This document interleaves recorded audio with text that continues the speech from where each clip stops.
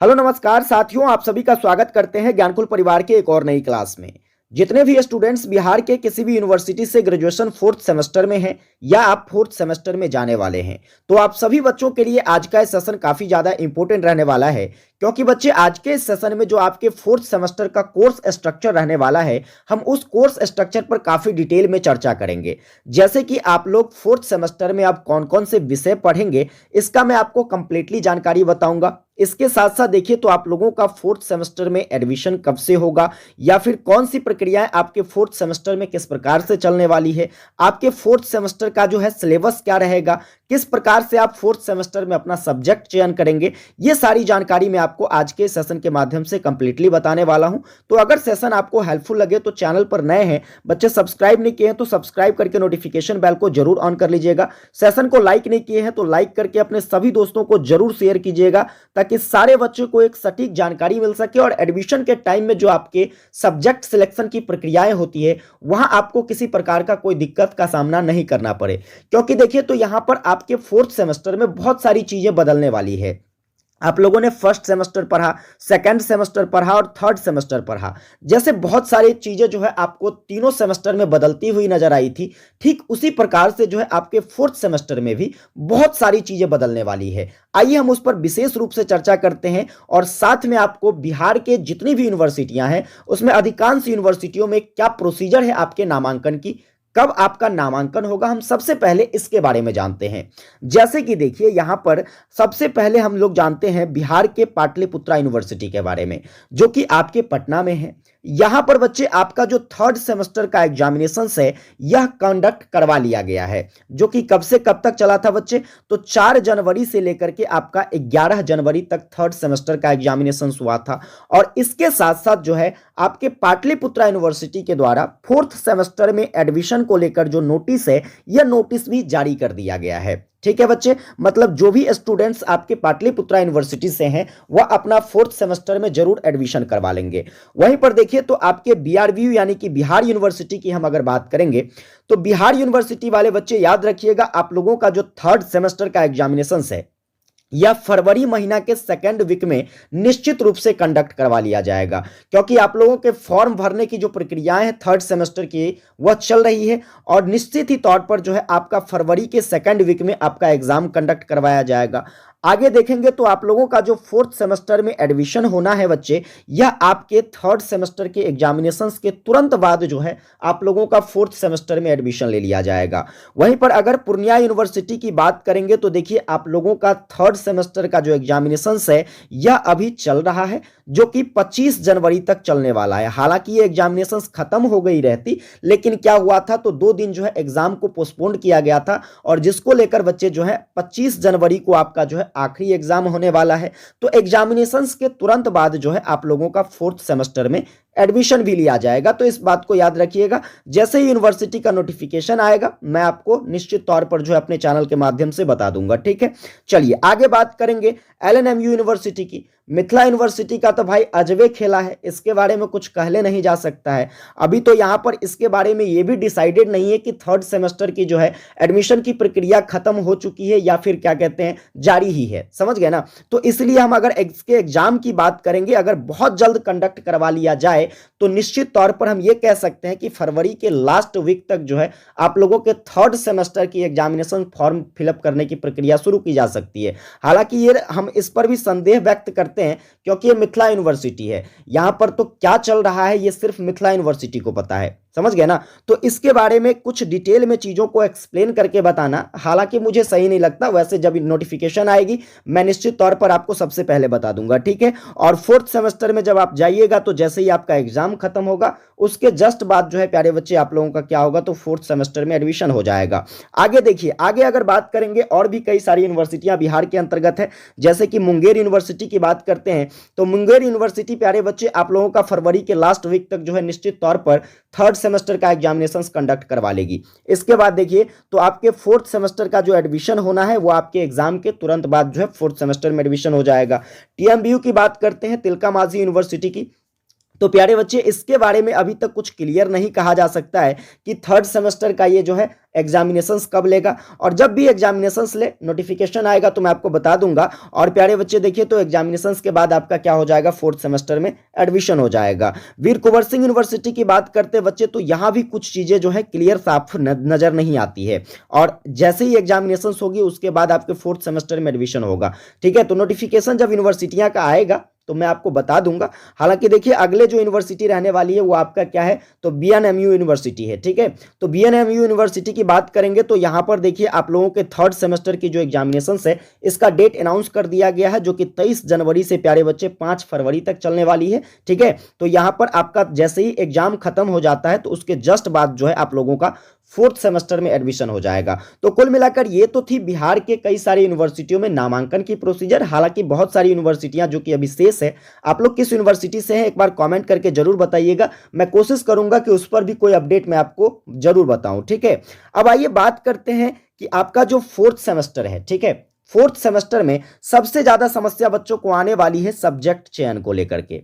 अब देखिए यहां पर जो आपको सामने में नोटिस दिख रहा है ये आपके पाटलिपुत्रा यूनिवर्सिटी की नोटिस है, और ये मत समझना कि ये पाटलिपुत्रा यूनिवर्सिटी की नोटिस है तो केवल पाटलिपुत्रा के लिए है। ठीक है, याद रखिए बिहार के सभी यूनिवर्सिटी में काम आने वाला है।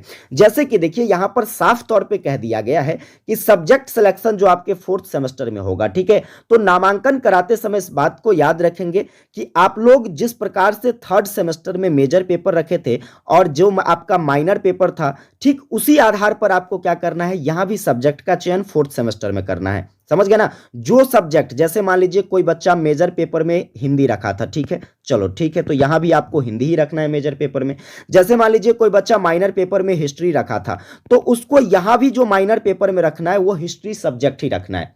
इस बात को याद रखिए, समझ गए ना। जैसे चलिए इसको थोड़ा सा डिटेल में और समझने की कोशिश करते हैं। तो सिंपली बच्चे देखिए आपको यहां पर क्या करना है, तो फोर्थ सेमेस्टर में टोटल ये अब 5 पेपर पढ़ने होंगे। जैसे देखिए आप लोग फर्स्ट सेमेस्टर में 6 पेपर का एग्जाम दिए थे, सेकंड सेमेस्टर में 6 पेपर का एग्जाम दिए थे, थर्ड सेमेस्टर में बच्चे यहां भी आपको 6 पेपर का एग्जाम हुआ था, लेकिन फोर्थ सेमेस्टर में याद रखिए आपको केवल और केवल 5 पेपर का एग्जाम देना है। लेकिन यह मत समझना कि अब आपके लिए रास्ता आसान होने वाला है, भैया आपके लिए रास्ता जो है और भी डिफिकल्ट होने वाला है। कहोगे क्यों, तो यहां पर देखिए आपको अब यहां पर 3-3 मेजर पेपर पढ़ने होंगे, मेजर पेपर 5, मेजर पेपर 6 और मेजर पेपर 7। समझ गए ना, एक मेजर पेपर था तो कितनी मगजमारी थी ये देखे थे ना, तो उसी प्रकार से समझ सकते हो अब कि आपको 3-3 मेजर पेपर पढ़ने हैं। मतलब आपके पास जो सिलेबस आने वाला है प्यारे बच्चे बहुत ही वास्ट आने वाला है। हालांकि बात करेंगे हम उस पर भी आगे, लेकिन देखिए यहां पर जब भी आप सब्जेक्ट का सिलेक्शन करेंगे तो इस बात का विशेष रूप से ध्यान रखेंगे कि जो आपका मेजर पेपर होगा, ठीक है, जैसे मान लीजिए किसी बच्चों का मेजर पेपर हिंदी है तो यहां पर आपके हिंदी का पेपर 5 होगा, पेपर 6 होगा और पेपर 7 होगा। ठीक है, ये सब्जेक्ट आप उसके अकॉर्डिंग रखेंगे जो आपने थर्ड सेमेस्टर में रखा था। चलिए आगे देखेंगे जो आपका माइनर पेपर रहने वाला है। तो माइनर पेपर सपोज कीजिए जो आपका थर्ड सेमेस्टर में मान लो कि किसी का हिस्ट्री था, किसी का और भी कई सारे सब्जेक्ट्स हैं, ज्योग्राफी हो सकता है, सिविक इकोनॉमिक्स हो सकता है, पॉलिटिकल साइंस हो सकता है। तो जो भी आपने माइनर पेपर रखा था थर्ड सेमेस्टर में, वही माइनर पेपर आप लोगों को यहां भी रखना है, वही सब्जेक्ट रखना है, सब्जेक्ट में कोई परिवर्तन करना नहीं है। समझ गए। आखिर में देखिए तो एक पेपर आपको एबिलिटी इनहेंसमेंट कोर्स पढ़ना है, ठीक है, एईसी पेपर, जो कि आप लोगों ने फर्स्ट सेमेस्टर में एईसी पेपर फर्स्ट पढ़ा था, सेकंड सेमेस्टर में एईसी पेपर जो है आपका सेकंड था, थर्ड सेमेस्टर में एईसी पेपर आपका थर्ड था और फोर्थ सेमेस्टर में आपका एईसी पेपर जो है फोर्थ होगा।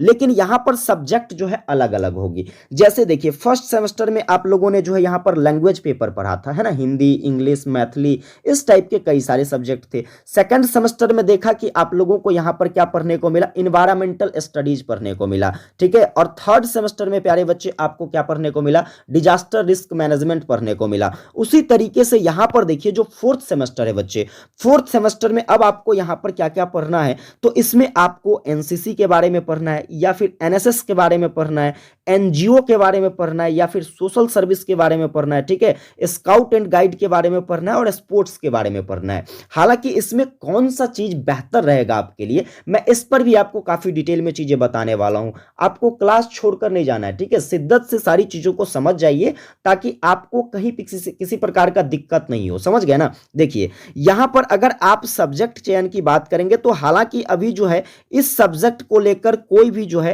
आपका सिलेबस पूर्णतः डिस्कशन करके नहीं दिया गया है, तो मैं इस पर बाद में चर्चा करके आपको बता दूंगा। जैसे ही सिलेबस जो है क्लैरिफाई होती है मैं आपको कंप्लीट रूप से बता दूंगा कि आप लोग जो है इसमें से कौन से चीजों का चयन करेंगे तो आपके फ्यूचर के लिए वो बेहतर होगा। समझ गए। वैसे तो आप निश्चित तौर पर देखते होंगे कि बच्चे ने किसी न किसी प्रकार से जैसे हो जो उसको अच्छा लगा था नाम देखने में वो सब्जेक्ट चूज कर लेता था। जैसे आपको पढ़ने को मिला था बीएससी पेपर, पढ़ने को मिला था एसईसी पेपर, तो वहां पर आपके सब्जेक्ट कॉम्बिनेशन में थोड़ी सी मिसअंडरस्टैंडिंग हुई थी, लेकिन आपको इसके लिए घबराना नहीं है। मैं इस पर एक कंप्लीट सेशन लेकर आऊंगा जिसके माध्यम से आपको बताऊंगा कि आपको जो है कौन से चीजों का यहां पर सिलेक्शन करना है। ठीक है बच्चे, तो ये आपके जो है सब्जेक्ट चयन की बात हो गई। आगे चलिए, तो यहां पर आपका सिलेबस क्या होगा। ठीक है, अब सिलेबस की बात करेंगे तो जैसे आपने देखा सर मेजर पेपर में तीन तीन गो मेजर पेपर पढ़ना है, तो तीनों का सिलेबस अलग अलग होगा क्या? जी गुरुजी, मेजर पेपर 5 का सिलेबस अलग होगा, मेजर पेपर 6 का सिलेबस अलग होगा और मेजर पेपर 7 का जो है सिलेबस निश्चित तौर पर सभी के अलग अलग सिलेबस होंगे। समझ गए ना। अब फिर देखिए यहां पर आपका जो माइनर पेपर है बच्चे, ठीक है, माइनर पेपर 4 जो है आपका, तो यहां पर आपके माइनर पेपर 4 के लिए भी जो है एक अलग प्रकार का सिलेबस होगा। तो मैं निश्चित तौर पर आपके सभी सब्जेक्ट का सभी पेपर के लिए जो है सिलेबस की अलग अलग क्लासेस प्रोवाइड कर दूंगा ताकि आप लोग सिलेबस को देखकर बच्चे क्या करेंगे, अपनी तैयारी शुरू करेंगे। इस बात को तो याद रखिए निश्चित तौर पर कि यूट्यूब पर आपको कोई ऐसा शिक्षक नहीं मिलेगा जो आपको पूरा सिलेबस कंप्लीट करा के देगा। समझ गए। मैं इसकी पूरे दावे कर सकता हूं भैया, आपको पूरे यूट्यूब पर कोई ऐसा शिक्षक नहीं मिलेगा जो आपका सिलेबस जो है कंप्लीट कर देगा। इस बात को याद रखिए। तो इसके लिए क्या जरूरी है, आपको अपना एफर्ट लगाना होगा। आप सिलेबस को यहां से देखने के बाद उसको समझिए कि कौन कौन से टॉपिक्स को पढ़ने हैं और आप अपना एफर्ट लगा करके उस टॉपिक को कवर करने की कोशिश कीजिए। थोड़ा सा सेंसिटिव बनिए, थोड़ा सा एक्टिव होइए अपने एग्जामिनेशंस को लेकर, क्योंकि देखिए तो जब तक आप एक्टिव नहीं होंगे ना तब तक सिलेबस को कवर कर पाना बहुत मुश्किल है। समझ गए। चलिए, तो ये आपके सिलेबस को लेकर संपूर्ण जानकारी थी। बात करेंगे हमारे तैयारी का जो प्लान होगा बच्चे वो क्या होगा। तो तैयारी का प्लान देखिए, मेरी हमेशा कोशिश रहती है कि मैं जितना भी टॉपिक आपको कवर करने बच्चे टॉपिक वाइज जो है हर सब्जेक्ट को कंप्लीट कराऊं। हालांकि कहीं ना कहीं कमियां रह जाती है क्योंकि एक अकेला जो है, कहावत है कि अकेला चना भार नहीं फोड़ता, है कि नहीं, इस बात को तो आप लोग जानते हैं। तो बताइए यहां पर आपके कई सारे सब्जेक्ट्स हैं। अगर मैं साइंस फैकल्टी को ले लूं तो भैया इसमें आपको botany, zoology, maths, physics, chemistry ये सारी चीजें देखने को मिल जाती है। अगर यहां पर आर्ट्स को ले लूं तो भैया इसमें सब्जेक्ट का कमी नहीं है, हिस्ट्री है, हिंदी है, ज्योग्राफी है, पॉलिटिकल साइंस है, अलग अलग प्रकार के जो है सब्जेक्ट्स हैं। तो कहीं ना कहीं आप देखोगे कि हर सब्जेक्ट में अगर हमें तीन तीन मेजर पेपर पढ़ाना है, फिर उसी सब्जेक्ट्स को लेकर एक अलग प्रकार से माइनर पेपर पढ़ाना है, तो सिलेबस हमारे लिए कितना डिफिकल्ट होगा। जब आप एक सिलेबस को कवर नहीं कर सकते तो मैं इतने सारे सिलेबस को कैसे कवर करता हूं। समझ गए ना। तो यहां पर कमियां थोड़ी बहुत रह सकती है, इसलिए मैं आपको कहता हूं कि भैया आप अपना एफर्ट जरूर लगाएंगे और अच्छे तरीके से अपनी तैयारी की स्ट्रेटजी बनाएंगे। क्योंकि देखिए 3 मंथ जैसे ही आपका एडमिशन होता है, याद रखिएगा 3 मंथ के अंदर आपका जो है मिड सेमेस्टर का एग्जाम निश्चित रूप से होगा और आने वाले 5 से 6 महीने में बच्चे आपका क्या हो जाएगा, तो फाइनल सेमेस्टर का एग्जामिनेशन हो जाएगा। तो इतने कम समय में आपको इतना वास्ट सिलेबस पढ़ना है। समझ गए। तो मैं कोशिश करूंगा कि आप लोगों को जो सब्जेक्ट मैं पकड़ूं, ठीक है, जो सब्जेक्ट्स मैं लूं उसको अच्छे तरीके से कवर करूं इस बार। ठीक है विशेष बच्चे, आज के सेशन में इतना ही कवर करने वाले हैं हम लोग। अगर आपको ये सेशन हेल्पफुल लगा हो तो बस अपने सभी फ्रेंड्स को जरूर शेयर कर देना, ताकि जिसका भी डाउट है, ये कुछ इस प्रकार का काफी सारे बच्चों का कमेंट्स था और काफी सारे बच्चे हमें व्हाट्सएप पर भी मैसेज कर रहे थे।